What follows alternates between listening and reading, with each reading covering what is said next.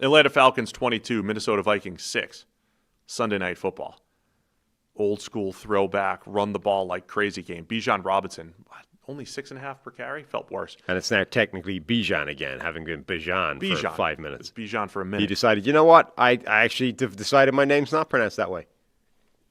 The Falcons running backs combined for 38 carries for 219 yards. Yeah. Now, there was a couple free yards in there where they let Tyler Allgeier score late in the game.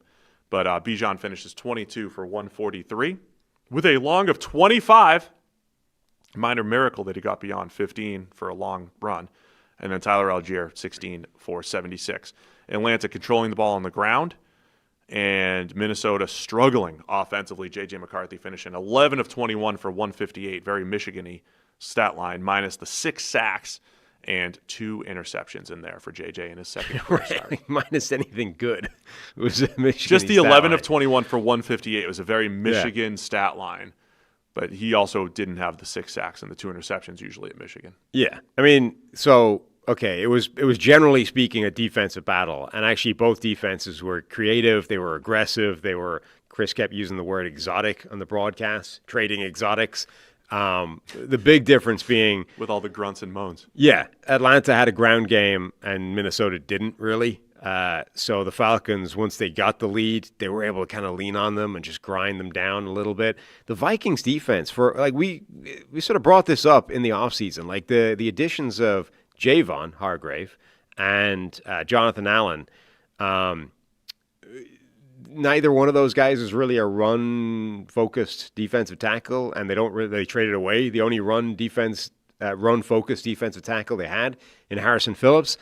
So you're like, well, presumably with Brian Flores and the way he likes to attack, they're just going to do it by everyone's going to take a gap and we're just going to be aggressive. It's going to be blitzing and run blitzing. I was kind of surprised how they didn't seem very gap sound in this game. Like they had a lot of plays where the aggressiveness, like theoretically you're throwing enough bodies at the line of scrimmage, everybody should have a gap. Why is there still so many gaps? There's nobody in it. I mean, they were getting smoked up front. I thought Bijan had room to run, and then he just, he always finds a way to take that 2 yards and turn it into 5 or 6. I love watching Bijan run and the space he created. Not much even from Atlanta's passing attack here either. It was they kept getting into the red zone and stalling out, so the Vikings kept making red zone stops. The first, how many field goals they end up with? I mean, Drake London fumbled and then didn't see the ball again for like 3 quarters. Yeah, it was 5 straight field goals for Atlanta until they let Allgeier run it in to go up 22-6, just so they had, a chance to come back down 2 possessions. I mentioned last week, I want to talk about Atlanta's defense. Atlanta's defense really impressed me last week. Yeah. They got their hands on 4 passes from Baker Mayfield, didn't catch any of them. Divine Diablo was making a ton of plays. So far through 2 games, the linebacker Diablo looks like, it's early, but like a Zach Bond-like pickup. Remember, immediately last year it felt like, wow, Zach Bond, nice free agent pickup playing linebacker for the Eagles. I'm getting the same vibes from Diablo. Not saying he's going to make all pro like Zach Bond did, but Diablo as a blitzer, havoc creator, making plays in coverage, he's looking really good.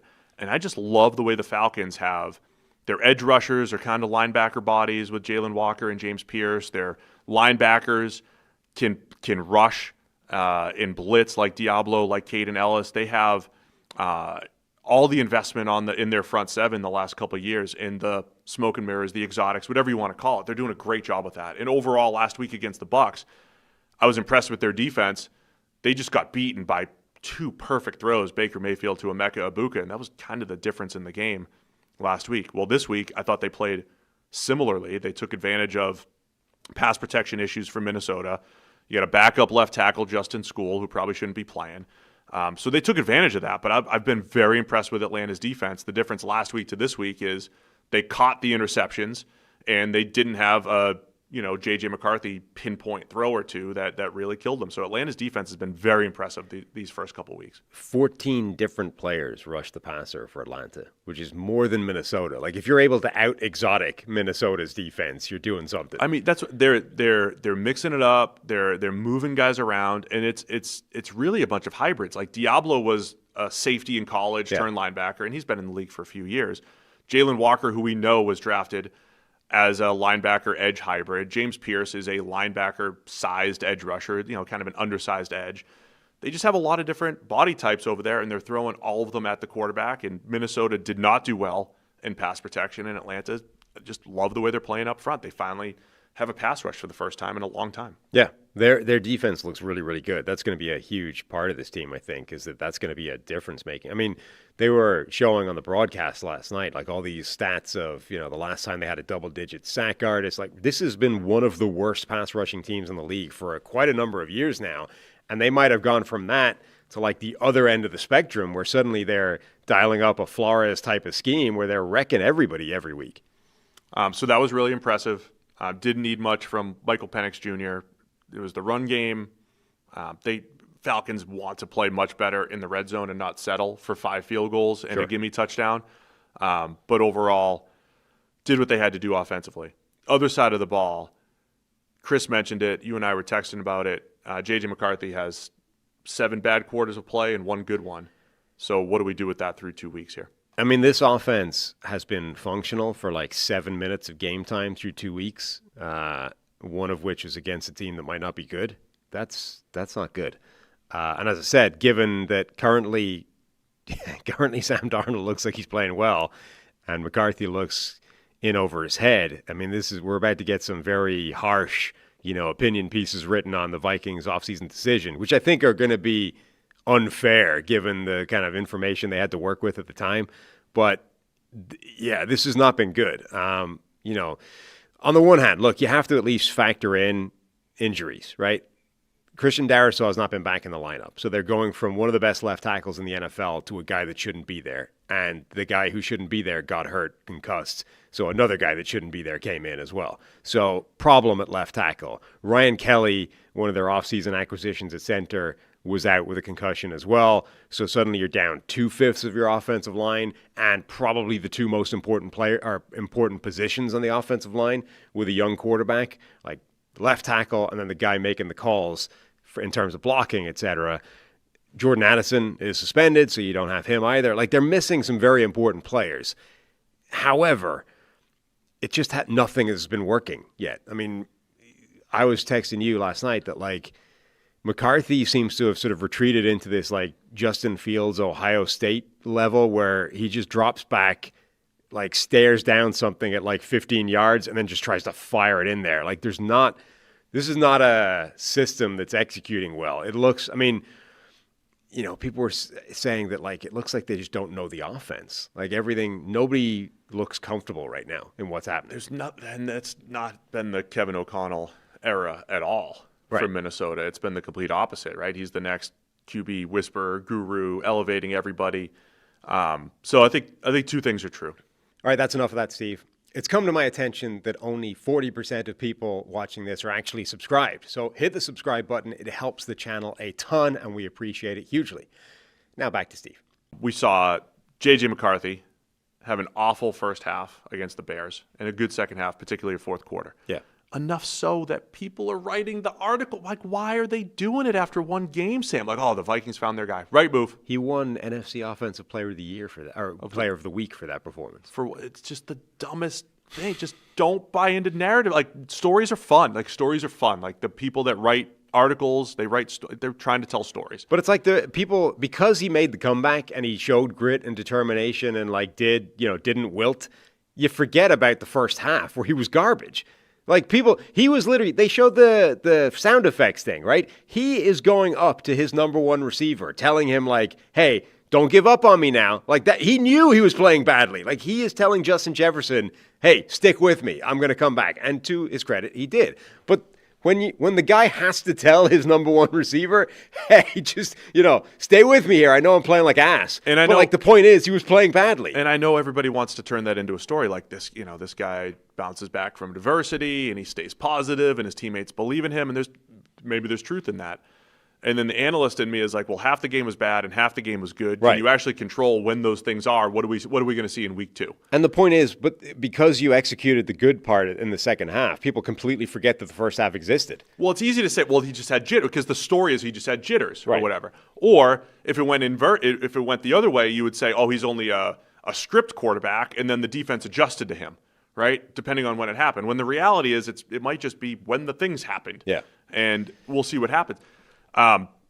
It wasn't a good game for J.J. McCarthy. The best thing that they did was right before the half, beautiful route by Justin Jefferson, little double move on the safety to get a 50-yarder just to get into field goal range. Second time in 2 weeks they've had this just before the half, big play to get them into field goal range. That's the best thing Minnesota did offensively. But it was also, it was kind of like an isolated one-on-one route, right? All you're doing is dropping back and hoping this thing works, and Justin Jefferson is amazing, so it did, and you put it on him, right? But in the second half, they had an opportunity to do the same thing where, they're down 9 late in the game, 3rd and 1, they get a slot fade to the speedster, Jalen Naylor, and he's open. He's got a few yards on the guy, and you miss him. Missed him. Again, like the Mahomes thing, you can't throw an uncatchable pass there. It's the only thing you can't do. If he catches it in stride, it's a touchdown. And you've gone from being down 9 to now, presumably they go for 2 in that situation. But whatever, you've made it very close. Instead, you miss him completely and you end up punting. Now, the other question is, I know they've been garbage and you just missed a free or what could have been a touchdown. Would you not go for the 4th and 1 in that situation? Oh, I guess I saw some quote that O'Connell said when they failed on an earlier 4th down. They'd been garbage in short yardage. Yeah, however, but that was the reasoning for him. They gave it punting. away. They gave it away, and then Atlanta drove down with that run-heavy drive where they end up giving them the touchdown at the end just to get the ball back. But I wonder the game's over at that point. The Chiefs punted down 2 scores with about 8 minutes left yesterday as well. They ended up at least getting an opportunity, but I think it ended up messing with a possession for them. Yeah, I don't remember how much time is left on the clock. I imagine that's one of the trickier things as a coach is theoretically the numbers don't care what happened the last time, but emotionally you do. And so it was 9 minutes left, almost 10 minutes. Yeah, I think you still got to go by the book, which is probably go for it no matter what's happened previously. And you're on your own 28, so it would have been, The example I always use was the time Peyton was on Monday Night Football, and the Cowboys had 3 of the worst goal line plays you've ever seen. And then on 4th down, they go for it. And as Peyton saying, they've been so bad, you can't do it. And there's just a dude wide open in the end zone for a touchdown. The previous results of plays, as much as you want to be a football guy, as much as you want to say, we don't have the tackle, we don't have the guard, we're not running it, we're not physical, we don't have this, we don't have that. Just the overall odds of the next play being affected by the previous one isn't that strong. That's why the book is there. That's why it says go or no go without any care for what's happened previously, because the numbers over time probably matter more than your feels or what just happened. I also kind of feel like it's if you've got a quarterback that's struggling and an offense that's generally not firing, you need more opportunities. Well, not only do you need more opportunities, but I also feel like it's easier to find one play for 1 yard than it is to expect him to execute multiple drives, right? Like the whole point is you are failing to drive the ball long distances and put up points. So you're trying to stop yourself having to do that again by just converting this 4th down right now and keeping this drive alive. Instead, you punt it away regardless of what Atlanta does with the drive, and they ended up chewing 6.5 minutes off the clock and basically ending the game. It's like, I don't think we can execute multiple long drives again. So Atlanta moves to 1-1. Vikings fall to 1-1. Vikings, by the way, playing the Bengals next week at home. Interesting to see how the offense bounces back. Yeah, against Cincinnati, against Jake Browning and J.J. McCarthy. Falcons lost A.J. Terrell to a hamstring injury, which is a blow to them because those are things that linger, and who knows how long that'll keep them out for. But that's their number 1 corner down, and that's definitely a blow. They're going to Carolina next week. NFC South battle. By the way, it's 2 weeks. Current status of the Falcons rookie class is insane. You've got havoc being wreaked up front by James Pierce Jr., Jalen Walker. You've got Xavier Watts getting an interception, albeit off a ridiculous J.J. McCarthy throw late on. Watts had a good first week, too. Yeah, he looks really good. That's what I'm saying. You got Billy Bowman making that was a spectacular interception, and one that looked like he did it again, only it turned out the ball had actually hit the ground. But, almost one of the most ridiculous ball hawk games you've seen from anybody. This – Billy Bowman, a safety slot hybrid who mostly played nickel at Oklahoma, feisty slot receiver type or slot corner type, who Chris mentioned on the broadcast, the Falcons were thinking, maybe he should man up against Justin Jefferson. He's just that annoying one-on-one, coverage guy that might do well against Jefferson. They didn't really do it necessarily, but they were thinking about it. They only had 5 draft picks, but that's 4 of them we've mentioned as being Pretty very good. useful, positive contributors so far. Pretty good. Thanks for watching all the way to the end of the video.